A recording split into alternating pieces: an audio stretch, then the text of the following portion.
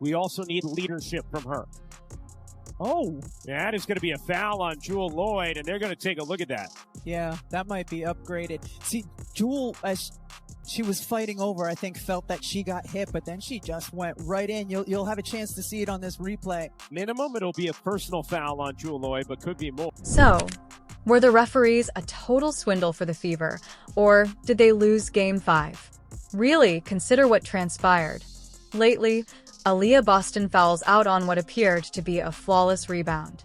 After being beaten up all night, Kelsey Mitchell has such severe cramps that she had to go to the hospital.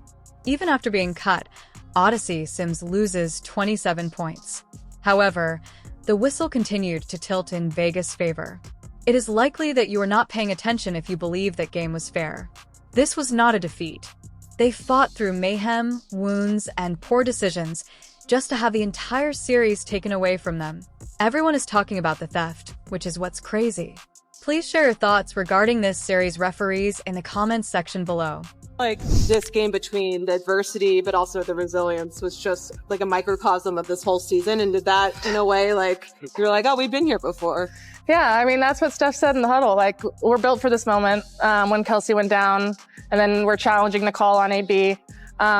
We've been here before, so it's just so unlucky. So crazy that had to happen tonight. What if the referees were the Fever's greatest rivals rather than the two-time champions? To be honest, it was how the entire series initially felt. Fans couldn't help but notice this pattern from the very first game.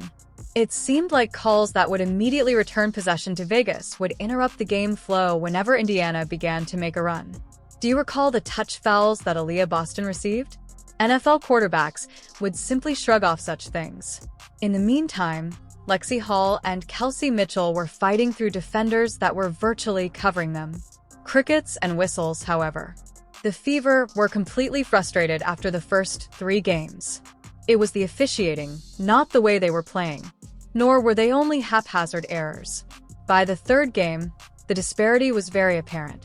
There was a significant bias in the free throw numbers in favor of the Aces. That goes beyond simple points. It completely alters the energy. Maintaining defensive momentum is extremely difficult when you are unable to stop someone without being called for a foul. On the other hand, Indiana was playing through rim tackles without receiving the same calls. It was nearly hard to plan because of the inconsistency, according to coach Stephanie White. When a screen is prohibited one trip and completely disregarded the next, how can you plan? Ball goes up. Aaliyah Boston. I don't think that's a foul. To Indiana, and a late loose ball foul is called against. Are you joking me? And all of this was noticed by the fans, right? Even the media began to criticize it. Some claimed it was biased. Others alluded to the top stars receiving preferential treatment. And to be honest, it began to seem more plausible the more the numbers added up. All those missed calls, all those free throws. This was not an isolated incident. This trend was evident. Additionally, it was endangering the equilibrium of competition in each and every game. No one could simply dismiss it as a coincidence at the end of Game 4. The Fever's opponent wasn't only Las Vegas. They were constantly being pushed back by a whistle they were fighting. And if the first 4 games were annoying, the 5th game was when it all fell apart. Like, the Indiana Fever fought so hard, but like, they literally had 8 injured players. They had 8 injured players, and Aaliyah Boston fouled out for phantom fouls.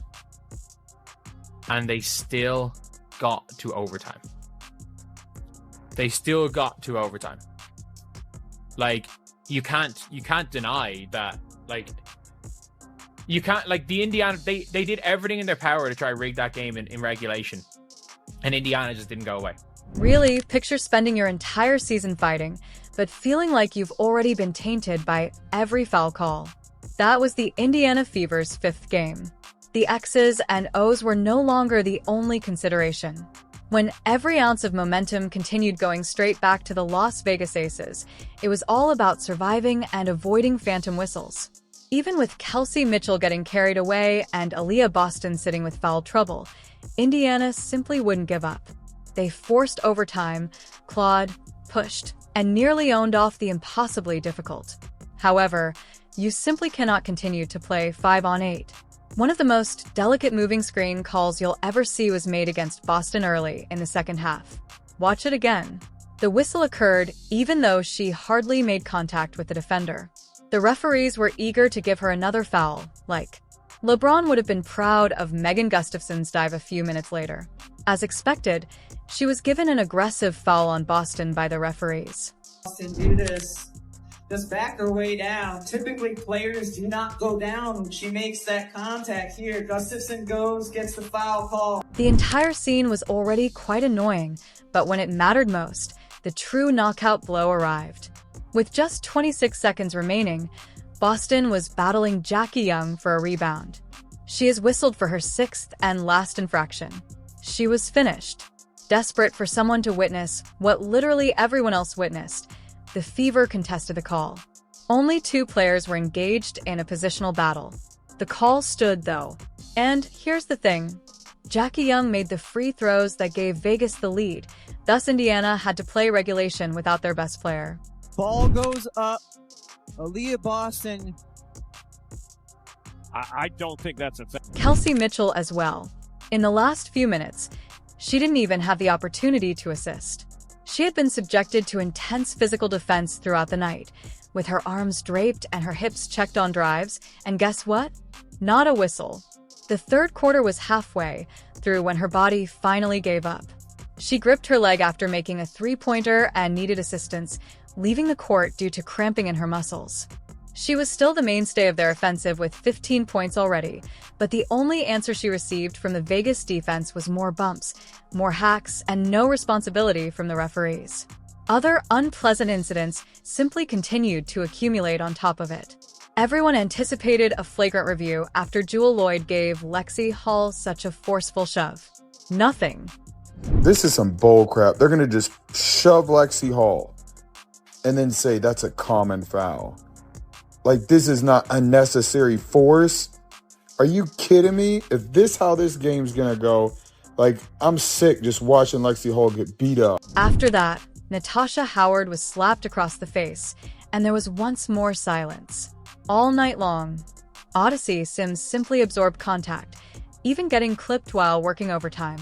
In the end, she was regarded as though she was the one who initiated it. Furthermore, the official figures support this claim. 25 fouls were called against the Fever. Conversely, Vegas essentially lived at the free throw line. Things I didn't like. Look at that. Smacked her arm and her entire body. Honestly, could have been a flagrant foul. Look at this. And she's going to scream like she got all ball, like she's so excited. Like, anybody could go through somebody's entire body and get a block shot. Like, you should be seeing if she's okay. Gosh dang. And then, why do they hit Howard in the face, but they don't review these and give him technicals like they do on the Fever? And then we all saw that one. They called that a basketball play. Bullcrap. Ed Wilson alone made 10 trips to the free throw line. Boston, meanwhile, only received 2 trips despite scrapping under the rim throughout every play. To see how out of balance that is, you don't even need a sophisticated stat sheet. Here's the problem, though. Indiana was still not going to give up. They were without their midfield leader, players, and calls. However, they fought until Odyssey Sims simply exploded for 27 points, which helped them equal the score at the end of regulation.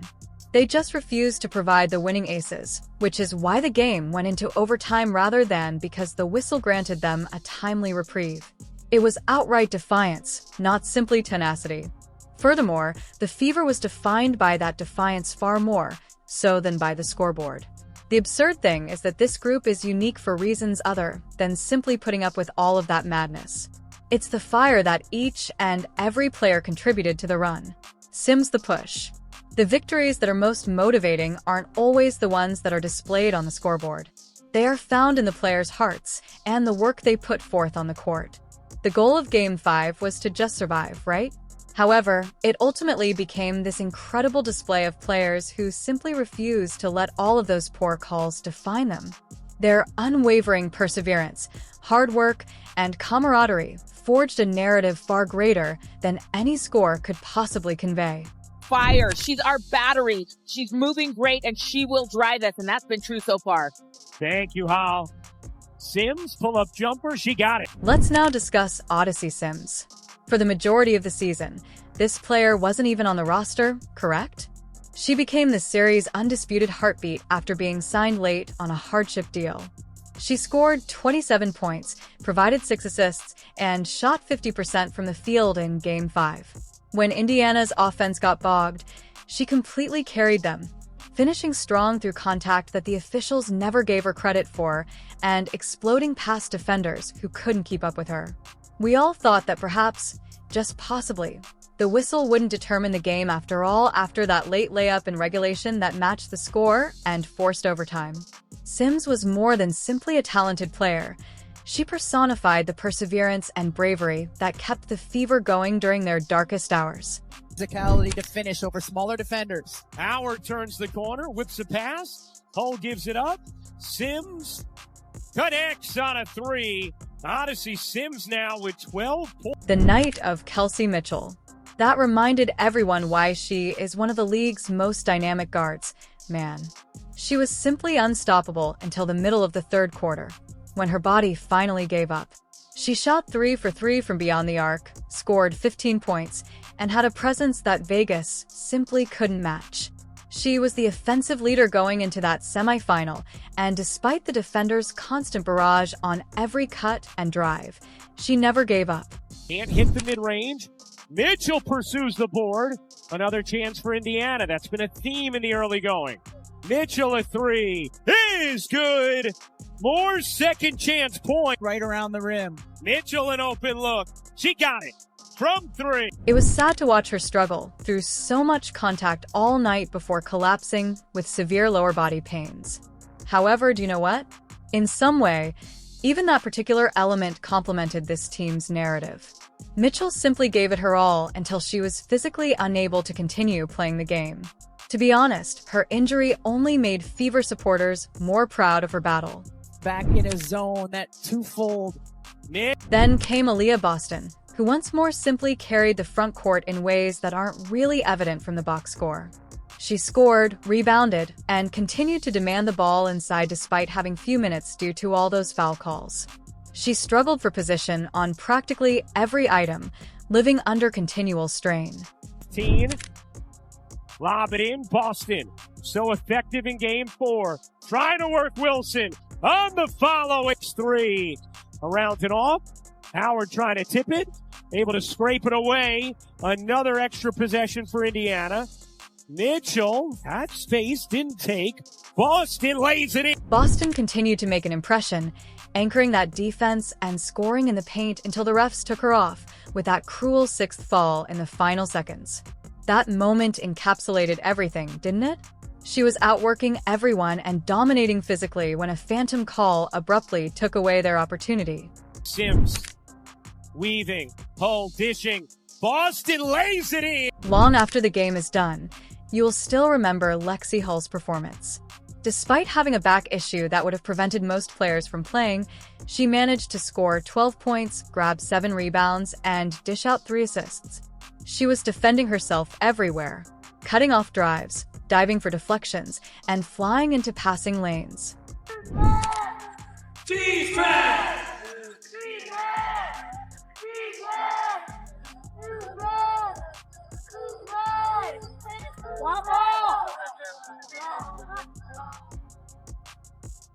Lob it in, Howard. Out to Hull. 6 to shoot. Hull banks it in. Her stature wasn't the only factor, though. Following the game, Hull became one of the league's most vocal advocates for accountability. Her on-court behavior and her readiness to speak out following everything shown why Indiana fans are eager to support her each and every season. She was giving her all to the team and the game, not just playing with an injury. What did Lexie actually say about that devastating loss, then?